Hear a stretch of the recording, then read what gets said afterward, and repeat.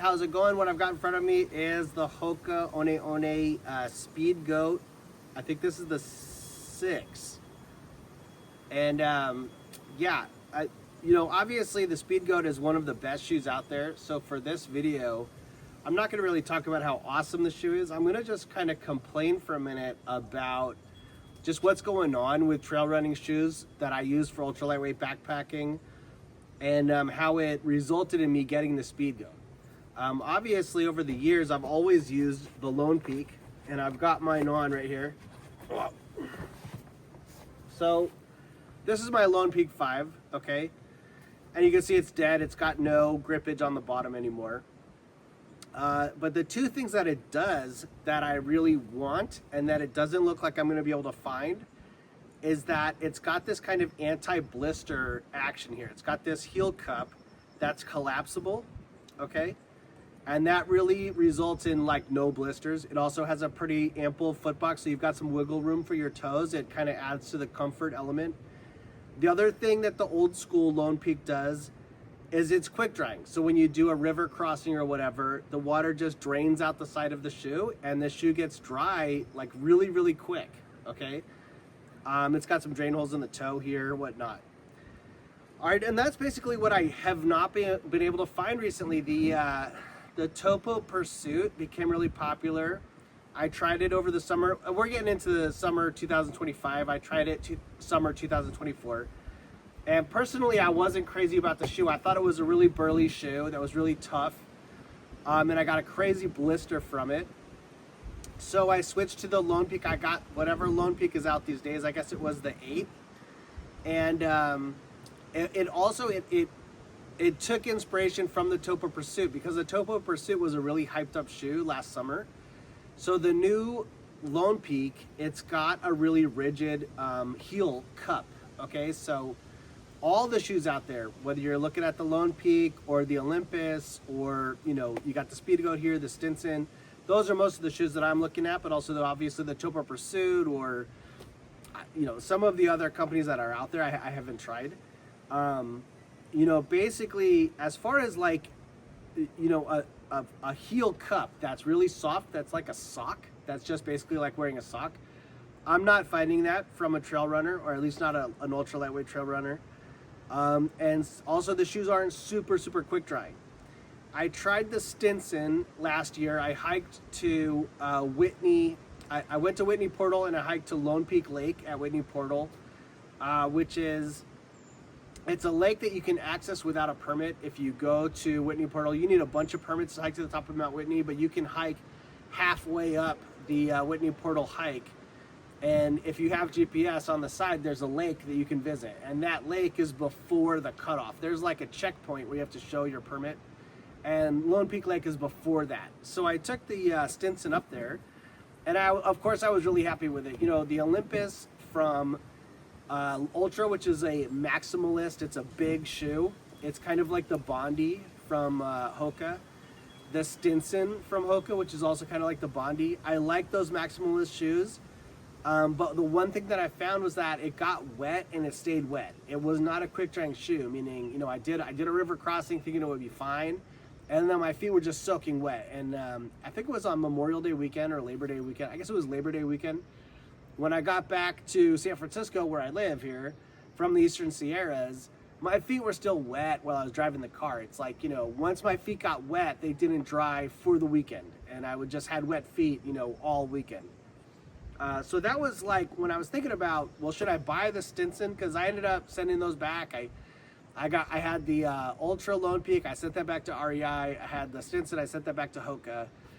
And this year I'm going to Iceland in July, and I need a pair of shoes. I'm wearing the same old shoes that I have, and I need a new pair. And so I thought, well, I want to buy a pair that I'm not going to be returning because, you know, REI, they've recently kind of downsized their company.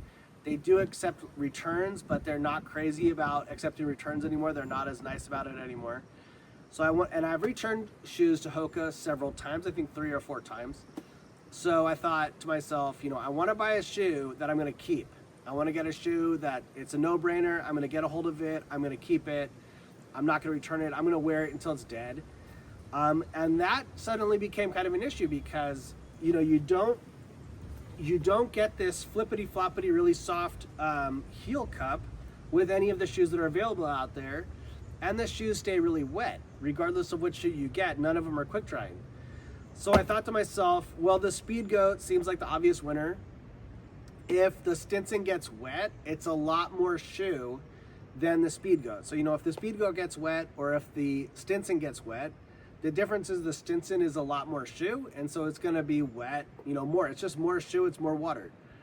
With the Speedgoat, even if it doesn't dry out quick, at least it's less shoe, you know. So even though I love the Stinson, I thought the protection that it gives my foot from the trail with the Stinson, I thought that was awesome. The tread on the bottom of the Stinson is for street or trail, which again, I thought was awesome because I'm not always on trail. That's one of the things about the Speedgoat is that it's got these awesome little lugs. So they're like little spikes, like little golf spikes. But these are going to come off on cement, most likely, you know. So I probably am just going to keep these on the shelf, which means I still need a pair of shoes, you know, for the weekend and whatnot. If I'm not going hiking, I still need something else to wear. But I did need a pair of shoes, you know, for Iceland and for hiking and whatnot. So I decided to get this one. Another issue is just the color and the style. This Speedgoat was on sale. So with tax and shipping and everything, it came out to about $145. The Stinson was $10 more, so that would have been more like $160.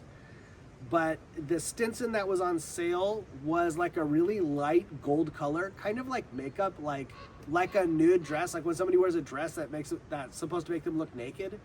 That's the color of the Stinson, and it wasn't a good color. I've gotten some other shoe from Hoka that was that same gold color, and it's not. It's a very feminine looking color. It just doesn't look right. So normally, you know, with black is obviously great. Some of the Hokas do come in black, the Bondi, maybe a Stinson. But since this one was on sale and it's a dark brown, it's closer to that black color. I just figured to get this, you know, the darker the color, the better, because the colors are so goofy. You know, there's just no way to win the war against all the weird colors. Mauve is another weird one.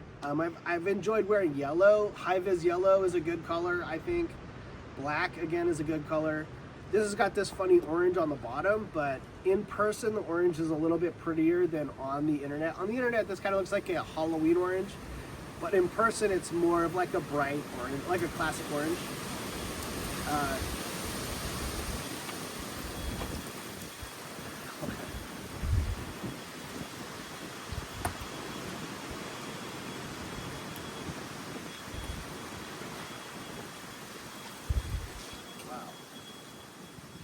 Yeah, so it's really windy today, and I've got poison oak, so I figured I'll just get my Hokas in the mail and make a little video right quick. So yeah, my main concerns with the Speedgoat, first of all, is that it's the best shoe I could possibly get. You know, I do love the Stinson, I love those big shoes, but I just thought this would be better in the end. You know, if the shoes get wet, I'm thinking it's gonna get drier quicker than the Stinson, simply because the Stinson is just more shoe. It's gonna be wet longer, simply because it's more. That was my big concern, is just getting a hold of the best shoe possible. So, and I got the Speedgoat because I really didn't feel like I had an option. The new Lone Peaks are burly and they're pretty rad. I think they're a better choice than the Topo Pursuit. But they get wet. They're kind of like too much, you know, they get wet and stay wet. They've got the rigid heel cup. Hoka also has a rigid heel cup, but this is a heel cup that's really focused on comfort, and it's kind of the same on every shoe. Hoka kind of gives you some of the same components to each shoe. So this heel cup with this funny point right here for your thumb, this is on all of their shoes. So I've got a pair of their Rincons. It's exactly the same. I know that they're really comfortable. I've tried on a bunch of other Hokas. They kind of all feel the same, so you're kind of guaranteed that same fit and feel and comfort, more or less, within a centimeter or two, with whichever shoe you get. They're all kind of the same, and they're all really comfortable. So you don't have to worry about blisters or it being uncomfortable. They're kind of snug. One of the funny things about the Lone Peak is it does have a lot of wiggle, and it can go sideways. The Hoka is not like that. It has a little bit of rigidity to it, and it holds true. It stays, you know, it sits where it sits. Your foot sits in there the way, you know, in a certain way, and it just stays in there. So there's that. Yeah, and I just felt like the Speedgoat was a lighter, more minimalist option from the Stinson. I was worried about the color, so I just got it in the darkest color that they sell. As far as all this like mud splatter on it and whatnot, yeah, I'm not sure about all that, because I sometimes work. I need to wear black shoes when I'm working. Sometimes I work on the weekend, and so I can get away with leaving these on, you know, on the weekend if there's not really anybody around. Whereas with these funny, like mud splattered colors, you know, what am I supposed to do with this shoe? I can't really go to a restaurant with this. You know, it's not like a do anything shoe. It really is just for the trail. So, but yeah, overall I'm pretty stoked. There's definitely plenty of stoke here. Awesome tread, very promising midsole, awesome, you know, maximalist. Super cushy looking midsole. I've heard this one is a little bit firmer than the Stinson. You know, I didn't notice the Stinson being particularly plush. I thought it's the same thing, just more. It's got a thicker midsole, so it's more material. I would say it's probably more rigid. But anyway, yeah, this is it. It's pretty epic. It's just a shame that there's not more opportunity to try different shoes. You know, I've actually never tried the Speedgoat. This is my first time. But yeah, we'll just see how it goes. I'm planning on using these, and I'm gonna use them until they're dead, and just wear these for maybe a year or two, a season or two, until I need something else.